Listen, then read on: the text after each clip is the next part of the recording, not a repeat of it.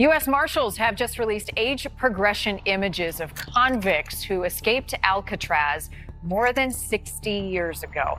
Alcatraz was a federal penitentiary for nearly 3 decades.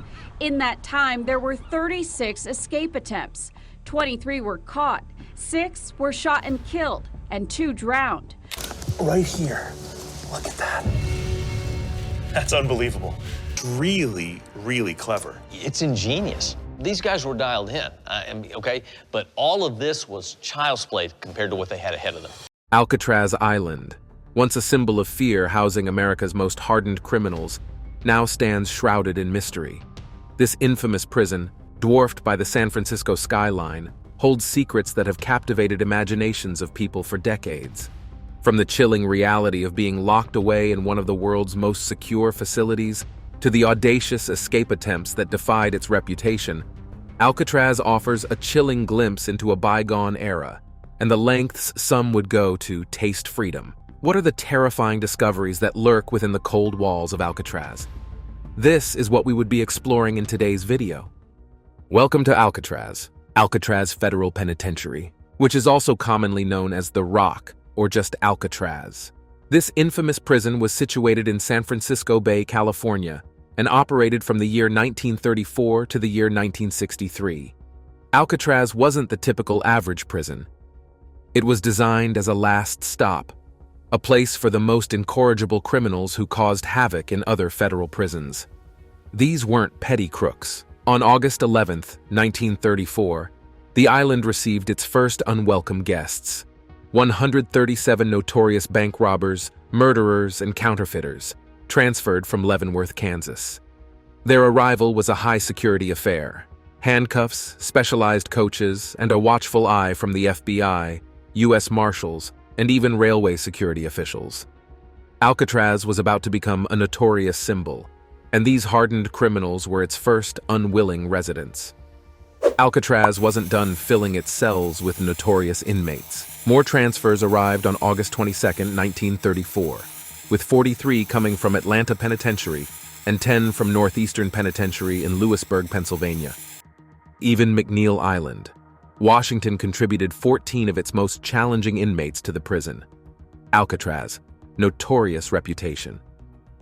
Since its inception, Alcatraz has been renowned as the toughest prison in America, earning a reputation as the world's most formidable correctional facility of its time. Former inmates recounted tales of brutality and inhumane conditions that pushed the boundaries of sanity.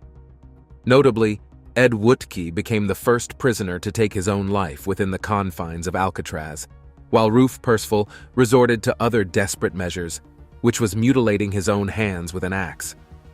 Described by one writer as the great garbage can of San Francisco Bay, Alcatraz served as the repository for the most incorrigible criminals from federal prisons across the nation.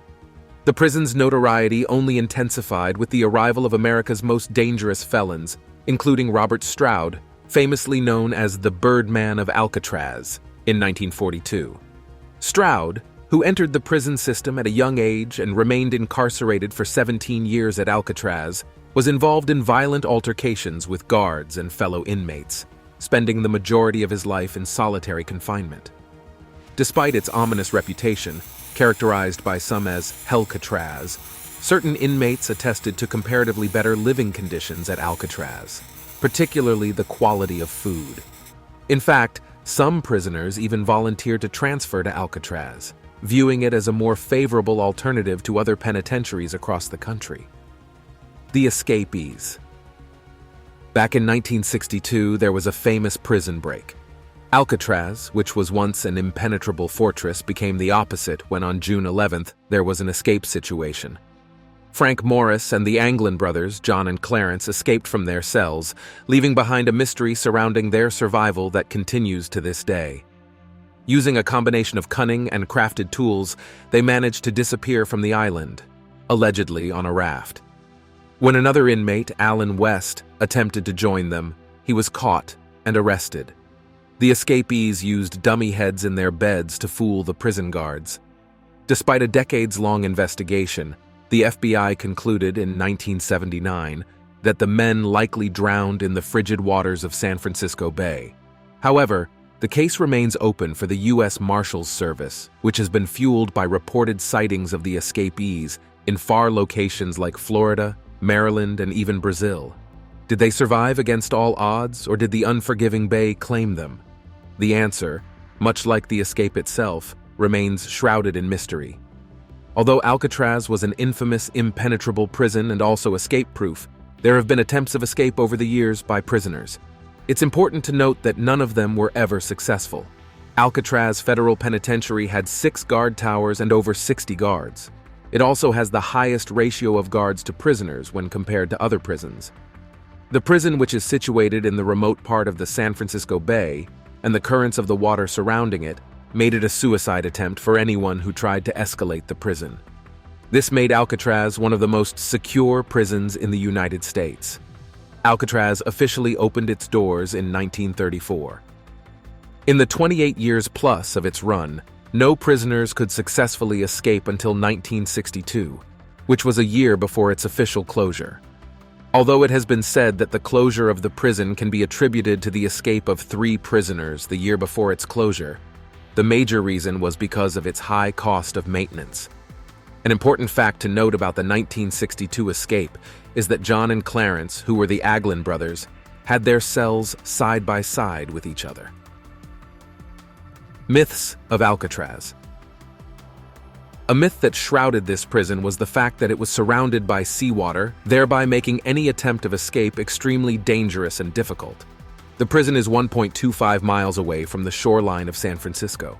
So even if a prisoner does escape to navigate the waters surrounding the prison, which was 53 degrees Fahrenheit, it was totally impossible. To make the myth seem more believable, the prison guards spread them to the prisoners to dissuade them from thinking of trying to escape. One popular myth that was spread to the prisoners was the fact that the water surrounding the prison was shark-infested, thereby making it hard for anyone who would ever think of escaping the prison through swimming because they would become shark meat. Another myth was that the guards of the prison had a very excellent marksmanship, thereby making it hard for any form of escape, because if they ever tried to escape, they would be caught and shot on sight. But as myths are, these claims by the prison guards were unfounded and untrue, but the prison authorities made sure to keep spreading them to dissuade any form of escape. The prison authorities used these myths to remind the prisoners that they had no hope of escape until they had served their prison sentence in full.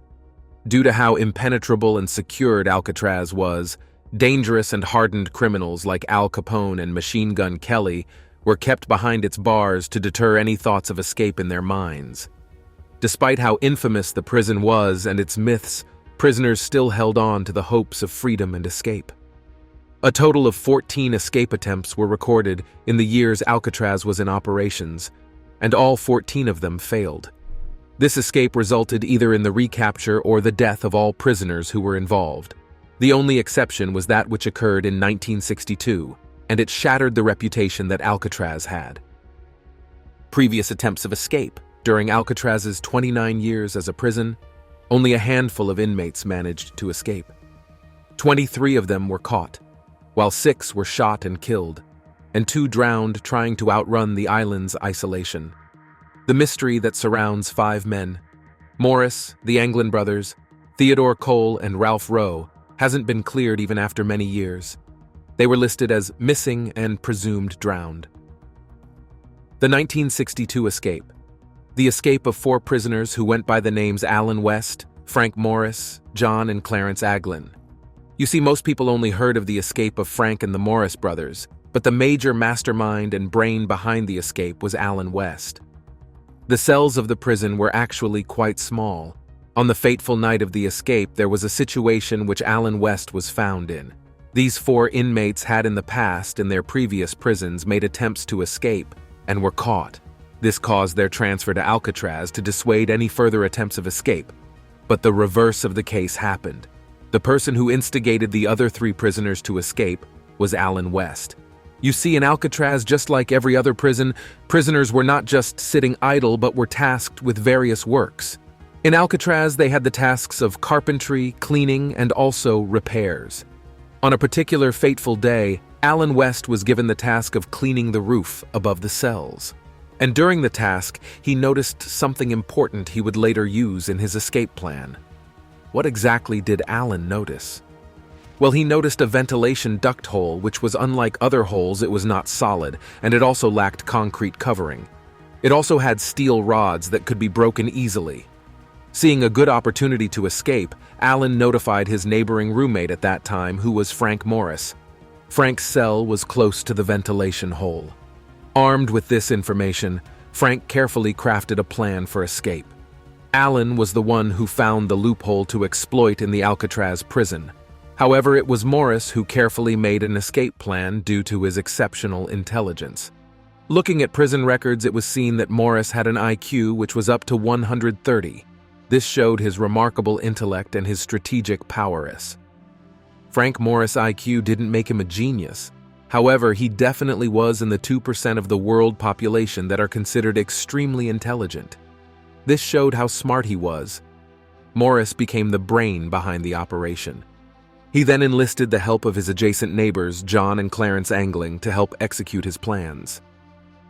Because of how close their cells were, they had constant communications, which was a very important tool in their escape plan. In a bid to access the ventilation pipe hole behind their cell, which was initially discovered by Alan West, the escapees had to cut across the passageways, which were designed for sanitary docks. Once they pass through these docks, they will be outside of their cells. Then, having to climb through the docks, they will then reach the ventilation hole, which they have to cut through because steel bars were used as their coverings. Having done all these, they will be on the roof of the prison. Every cell in Alcatraz prison had a little ventilation prison that was extremely narrow and small for an adult human being to pass through.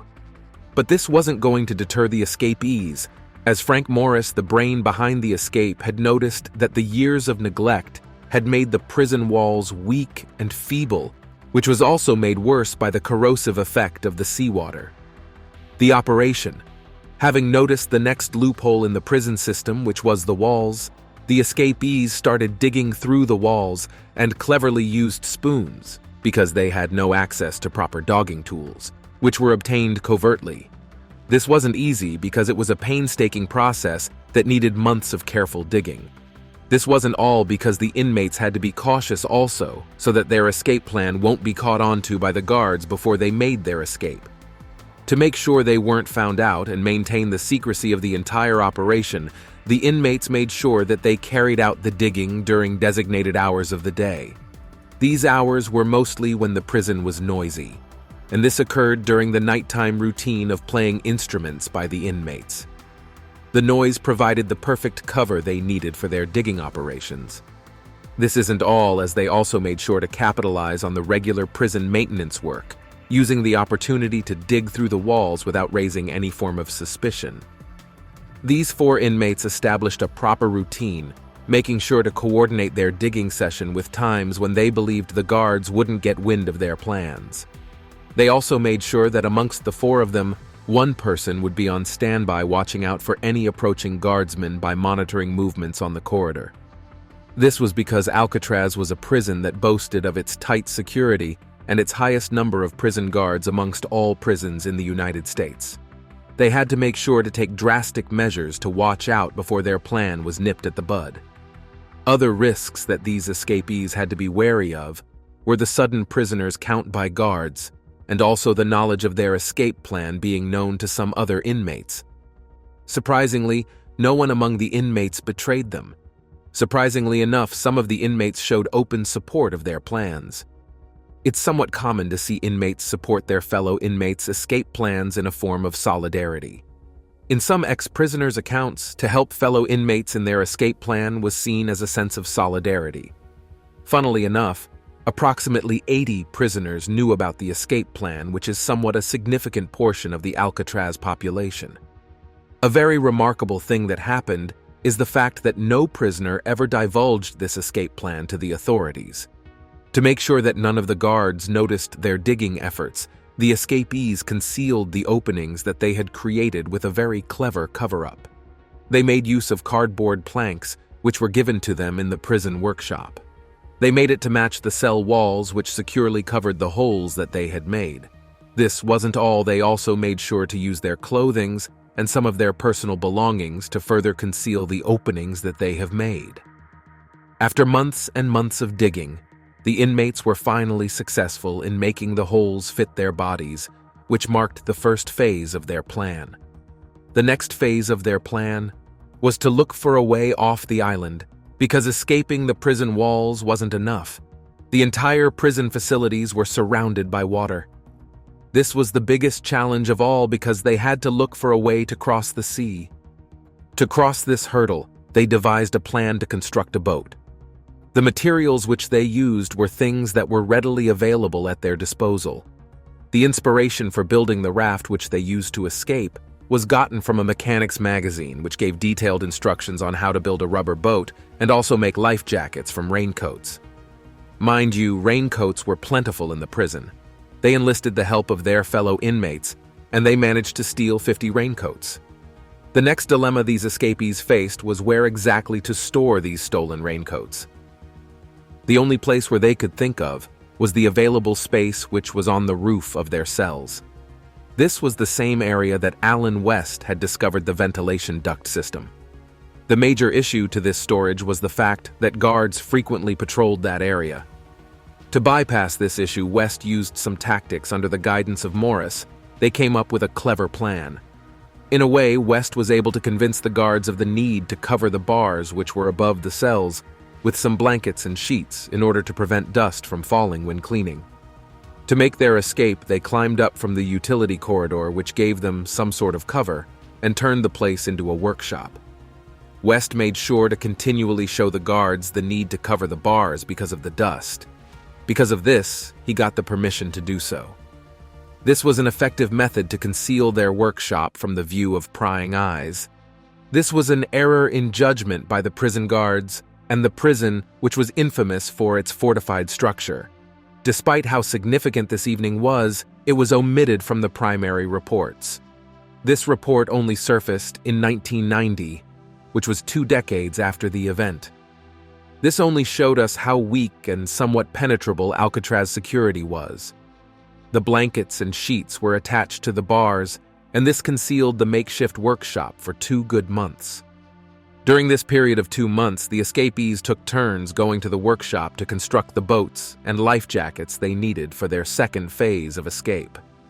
After cutting the bars of the ventilation open, they were able to successfully turn the place into a proper workshop by bringing in the necessary tools they needed for their operations. But any form of long absence from their cells was going to pose a problem for them due to the routine and spontaneous prisoner count done by the guards. This was the next hurdle to cross. So to overcome this, they came up with a clever solution to create fake heads to deceive the guards that they were in beds sleeping.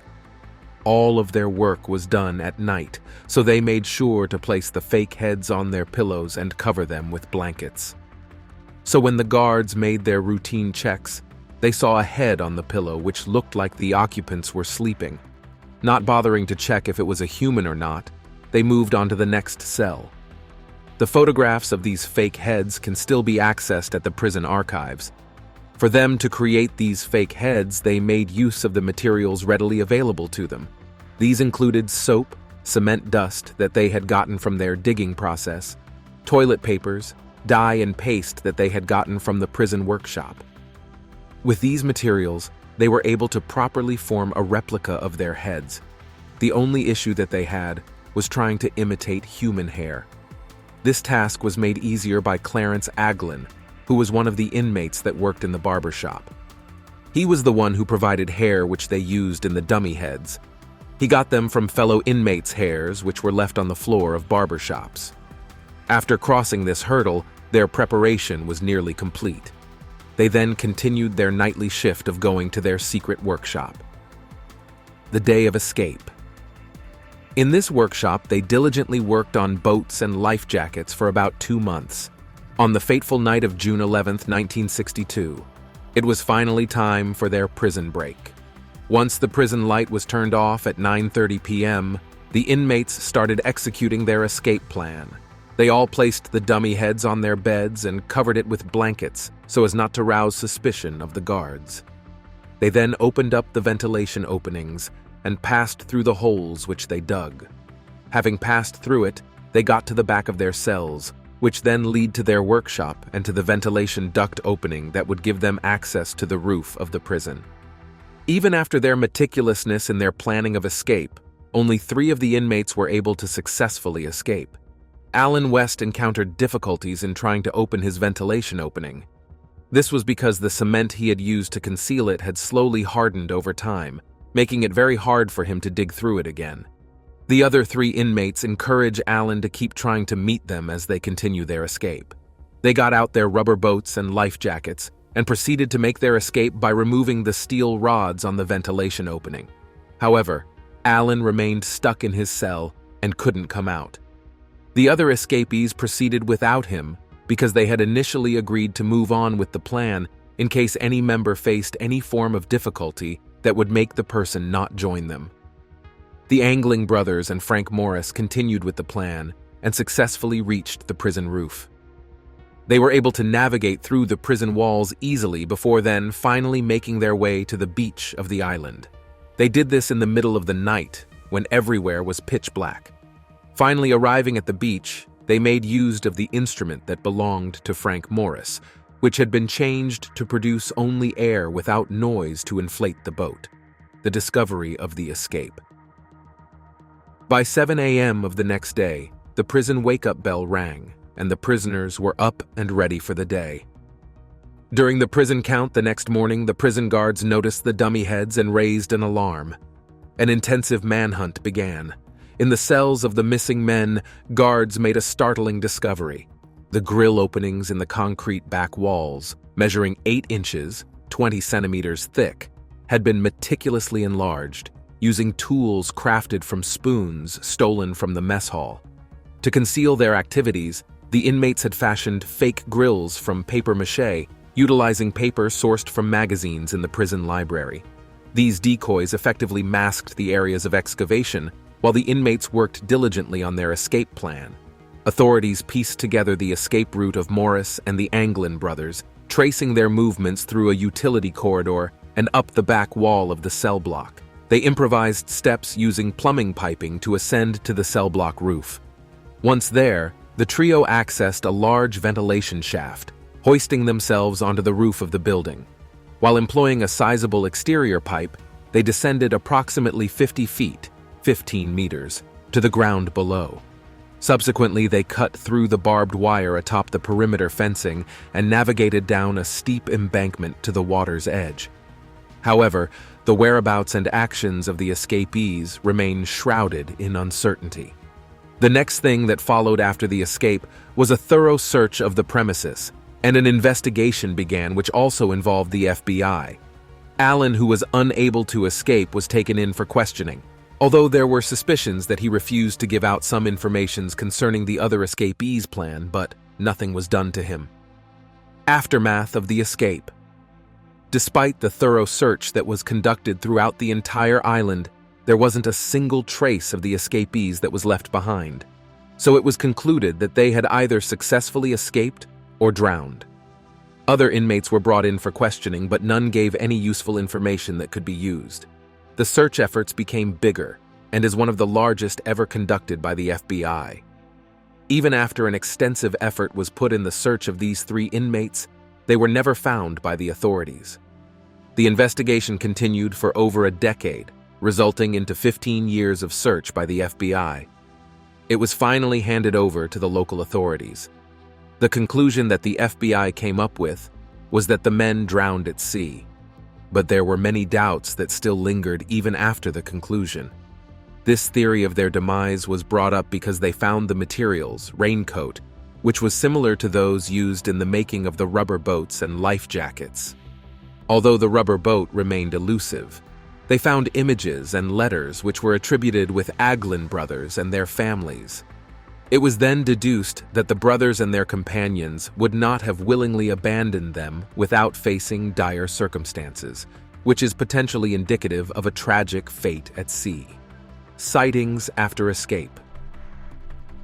According to West, the men's plan from Angel Island was to swim to the Marin County mainland and procure new clothes from a retail store.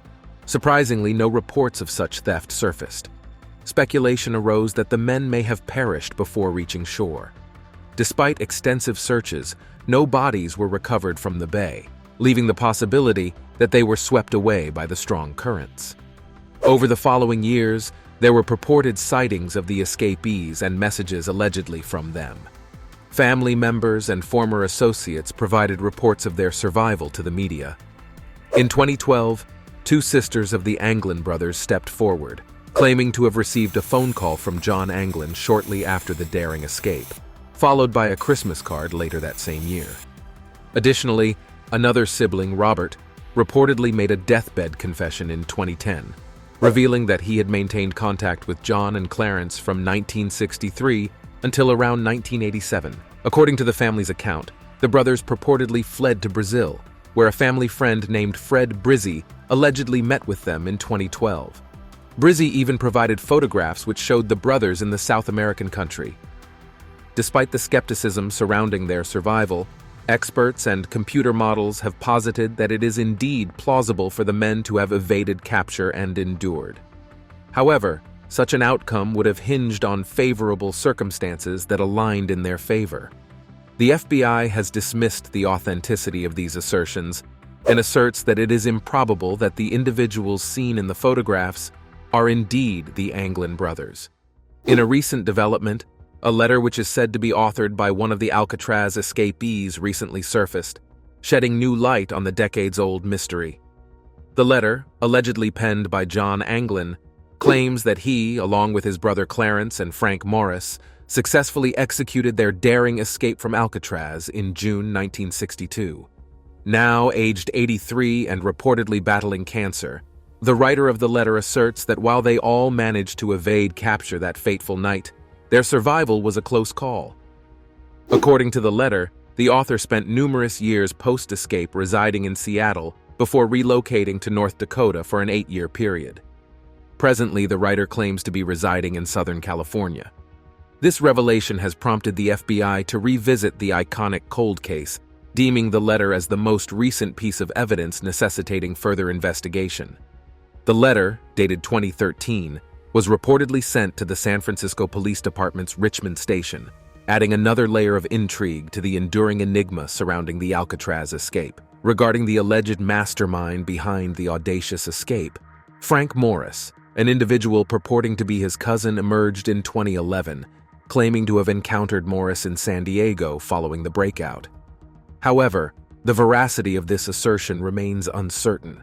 What remains undisputed is the audacity of these men who, on one fateful night in 1962, dared to defy the odds and embark on what seemed an impossible feat, leaving their ultimate fate shrouded in a lot of mystery and intrigue. What was the exact fate of the Anglin brothers and Frank Morris we may never know, but what we can definitely say is that no one is extremely sure of their survival or death. Do you think the brothers succeeded in escaping? Do let us know your thoughts in the comments section below. See you in the next video.